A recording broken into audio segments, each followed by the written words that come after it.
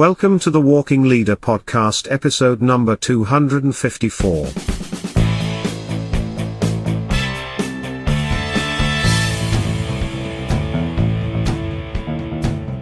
Hello, I'm your host, David Guerra, and I welcome you back to another episode of the Walking Leader podcast. The Walking Leader podcast is for you, current and future leaders, to help give you the tools to help you succeed as a leader in your organization as well as in your personal life. The tools of the Walking Leader focus on getting you up and out from behind your desk and out to the front line where those you lead, that's where you're going to find them every day, in the trenches, day in and day out. All leaders, in case no one told you, I'm telling you now, it is your responsibility to know how the battle is going, and there is no better way to know than to be out on the front lines where the bullets are flying. So get out there. And now, without delay, let's get started. In episode 254 of the Walking Leader podcast, I present to you the continuation of episode 253 and this 2023 self-leadership series on making the jump from amateur to professional. As always, we begin by defining everything. Self-leadership is defined it's based on you, current and future leaders, taking the initiative and being proactive. A self-leader means you are intentionally influencing your thinking, feelings, and actions towards achieving your objectives and goals, whether it be personal or professional or both. You must take that first, second, and third step to achieving those objectives and goals, and of course, that's non-negotiable. An amateur is defined as someone who engages in a pursuit, study, science, or sport as a pastime rather than as a profession, or one lacking in experience and competence in an art or science. Now, professional, well, it's one who has engaged, has become proficient, and continues in a pursuit, study, science, or sport beyond it just being a pastime, and has grown and moved beyond the level of an amateur. Now, in this episode, we continue talking about the amateur and professional mindset and how both are very similar and yet very different. All right, picking up where we last left off, we talked about ultimately, without winning more games or achieving more than the others, there is no Lombardi trophy for that team or for you. But what about the regular season? Simple. Most professionals have long decided that every day on the calendar is the regular season. There is no off season. There is no reason to believe otherwise. Sorry about that. There is no reason to believe otherwise. Having the professional mindset that every day is game day will not be easy, but it can be done. It will not be easy, especially when it comes to the gratification, specifically that instant gratification that comes from achieving a goal with a one and done mindset. As I mentioned, and I've mentioned for so long, I've wanted to write a book. Not just to impart and share knowledge and wisdom, but to have something for those that come after me. Something for them to say, hey, look at what great-great-grandpa Dave wrote. Now, over the years, I've started so many stories and noted ideas and concepts, wrote down concepts for a book.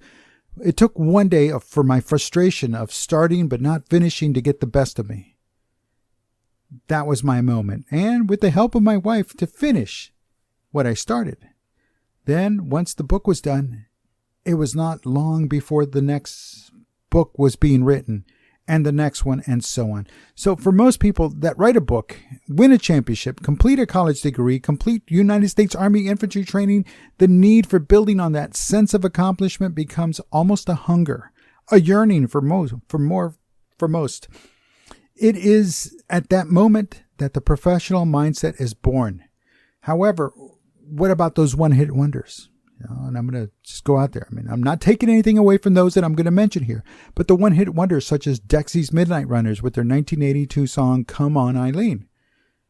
They fell into obscurity for many reasons, while I would not say for lack of trying, but for trying too hard or not enough. Many have said you cannot capture lightning in a bottle twice. They hit the nail on the head with that statement, because many try, but it's just not to be. However, that should not serve to discourage anyone, you and I included. It should serve as an inspiration to know that we can rank up there among other professionals.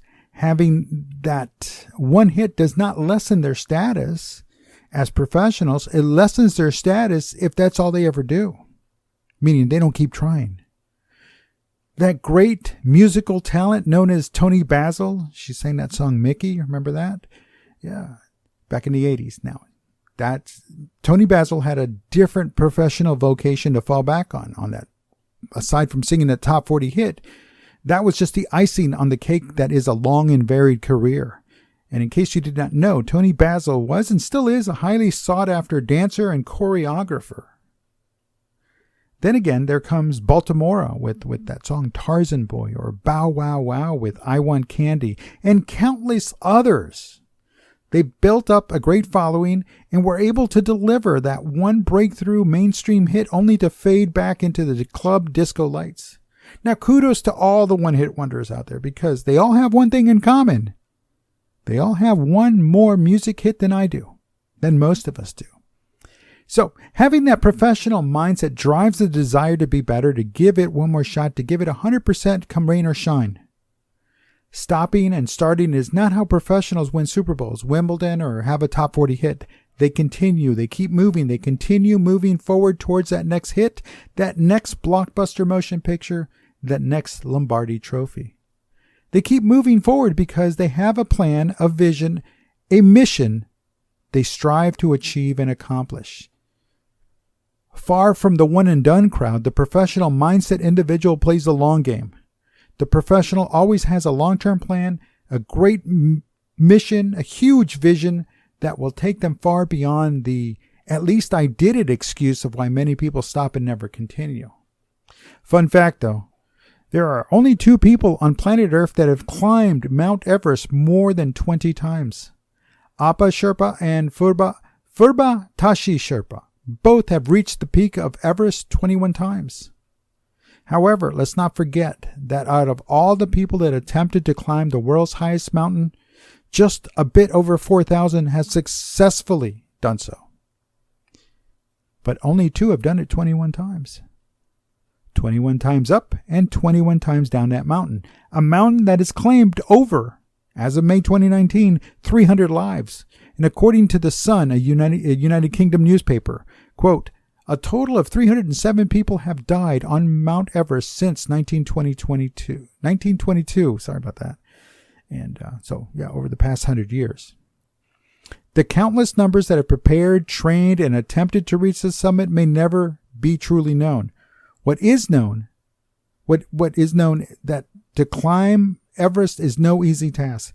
No one can just walk up to base camp 1 and say, today I will climb this mountain. No, they do not say it without at least having a plan.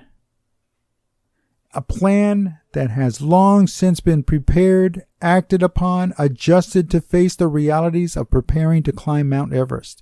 When it comes to climbing Everest, there's absolutely no room for an amateur mindset. Even the Sherpas know who is ready and who is not. No Sherpa will put their own life on the line to help a novice begin to climb Everest. The mindset of everyone from the base of Mount Everest to the summit, some 29,032 feet above sea level, is that of a professional. Nothing less is expected and nothing less is accepted. There are lives on the line, and when lives are on the line, there can be no substitution for professionalism. Even that quote-unquote fake it till you make it mindset, it's not going to work there. It's not. Of course, our typical day-to-day life might not be filled with lives on the line scenarios, but why should your professionalism be lacking? In the United States Army, whether out on the front lines or back in garrison, every day and everything done has the potential to cost human life. Yes, back at base, traffic accidents occur all the time. Because individuals are moving heavily armored track vehicles from point A to point B and training in the training environment, because the military trains in near real-world conditions and situations, accidents happen there as well. I spent a month back at Fort Irwin, California, the National Training Center out in the Mojave Desert many, many years ago. And there, plenty of room for errors, but that's where you go to see what your error is and how to correct it or how to deal with it. However, unfortunately, in my first rotation to the National Training Center, there were 2 fatalities. The first one involved a soldier from the 18th Airborne Corps who was jumping in after flying in from Fort Bragg, North Carolina. It was a static line jump where all soldiers hook a cord connected to their parachute to a line that runs the length inside of the C-141 aircraft. And as they exited the aircraft, the cord pulls taut, causing the parachute to deploy. Well, in this case, the parachute was packed so properly and tightly that as the soldier exited the aircraft, there was not enough weight, soldier and gear, and force to deploy the parachute. They said the soldier died the moment his helmeted head struck the side of the 150 plus miles per hour moving all-metal aircraft. There were no issues by those that jumped before that soldier, nor the soldiers that jumped after. Yes, the line of soldiers exiting the aircraft does not stop. The flow of soldiers keeps moving out the door, and it is not until the last man is out of the aircraft that the personnel, the people that are inside the aircraft, know and see what happened and found out what happened. Every soldier that goes to airborne school goes there for 3 weeks. From day one to the last jump, every soldier is trained on what to do and how to do it. Their level of professionalism before getting selected to attend jump school is high. During jump school, it is even higher.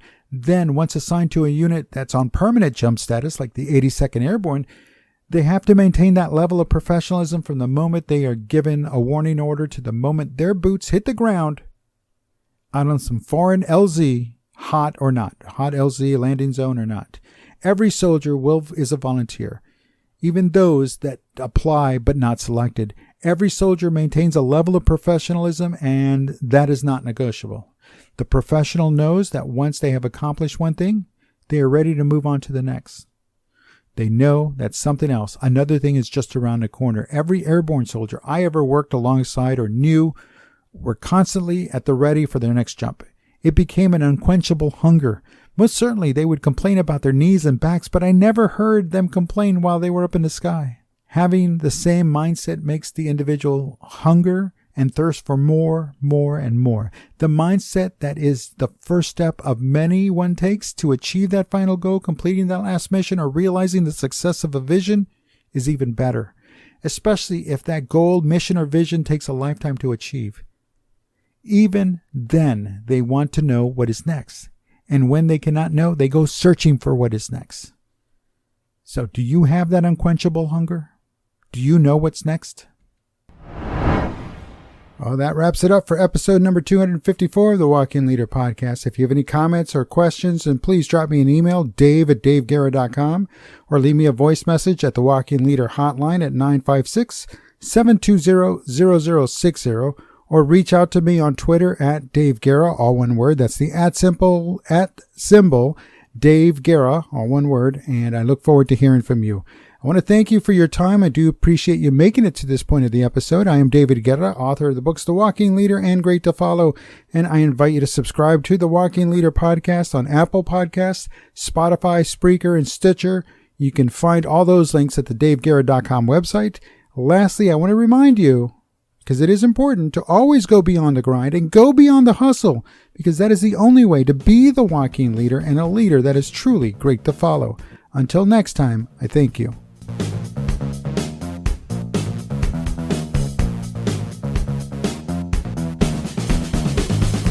The Walking Leader podcast is a David Guerra presentation.